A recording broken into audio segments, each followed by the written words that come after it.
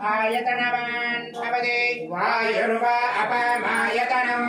आयतनवान् भवति यो वायुरायतनं वेद आयतनवान् भवति आपो वै वायुरायतनो